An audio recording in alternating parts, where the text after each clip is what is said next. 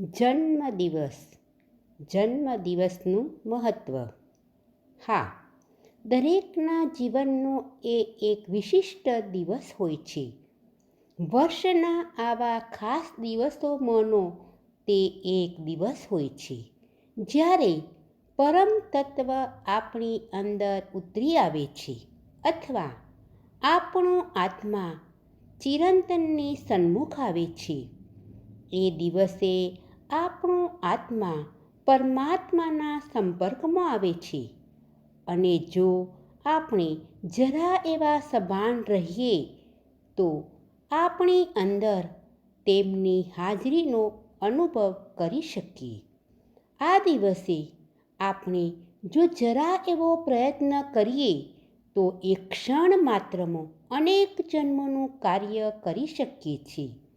એટલા માટે હું જન્મદિવસને આટલું બધું મહત્ત્વ આપું છું, કારણ કે આ એક જ દિવસમાં વ્યક્તિ જે કંઈ મેળવે છે તે ખરેખર અજોડ છે.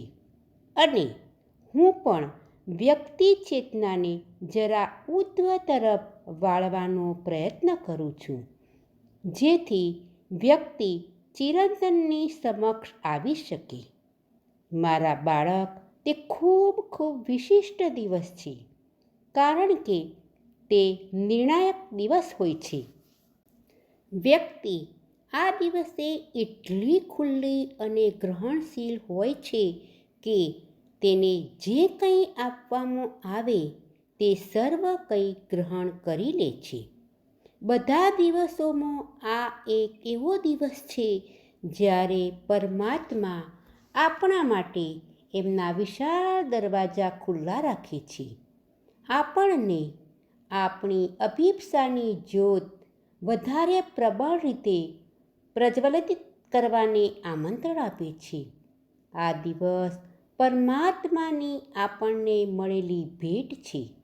આપણે પણ આપણા પ્રયત્નો દ્વારા તેને પ્રાપ્ત કરી શકીએ છીએ, પરંતુ તે ઘણો લાંબો, સખત અને કઠિન માર્ગ છે.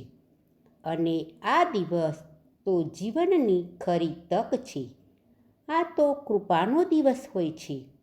વર્ષના આ દિવસે આપણી જાણ બહાર આપણો આત્મા શરીર છોડીને ઉદ્ધવગતિ કરે છે અને પોતાના ઉદ્ગમ સ્થાન સાથે એકરૂપ થાય છે ને ત્યાંથી તે પોતાને સભર કરે છે અને પરમાત્મામાંથી તેમની શક્તિ, પ્રકાશ અને આનંદ લઈને નીચે ઉતરી આવે છે.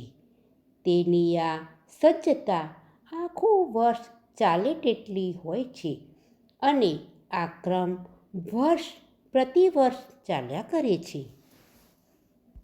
ઓમ નમો ભગવતે શ્રી અરવિંદાય.